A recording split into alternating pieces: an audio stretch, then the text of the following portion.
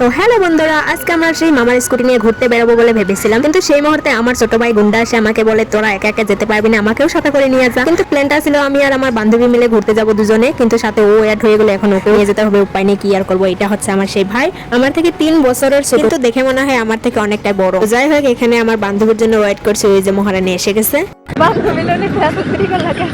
সোজা রওনা হচ্ছিলাম, বাট 2 কিলোমিটার যেতে না যেতে আমার স্কুটি গুলো অনেকে খিদে পেয়ে গেছে। তো এবার আর কি করবো, আমরা না খেয়ে থাকতে পারি, কিন্তু এনাকে তো খাওয়াতেই হবে, কারণ আমরা যাব কিভাবে, এখানে তো আর কিপটামি করা যাবে না। এবার এনাকে খাওয়ানো শেষ করে আমরা আবার রওনা হব। সোজা যেতে থাকবো, কিন্তু আমাদের গন্তব্যস্থান আমরা খুঁজে পাবো না, কারণ আমরা নিজেরাই জানি না আমরা কোথায় যাব। তো আর কি, রাস্তাও যদি এরকম সোজা হয়, আমরাও সোজা যাচ্ছি, আর আমরা তো এমনিতেই সোজা মানুষ, আমাদের কাদা মনে কোনো সাদা নেই, অথক্য সাদা মনে কোনো কাদা নেই। কিন্তু ফাইনালি যেতে যেতে একটা জায়গায় এই জিনিসটা দেখতে পাই, বস্ত্র উদ্যান, এটা রয়েছে ওয়ালকুসি, কিন্তু এখানে গেটটা বন্ধ ছিল আর লোকজন কাউকে দেখতে পাচ্ছিলাম না। ভিতরে যেহেতু যেতে পারলাম না, তাই আর কি চিপাচাপাতে একটা ভিডিও করে নিয়েছি।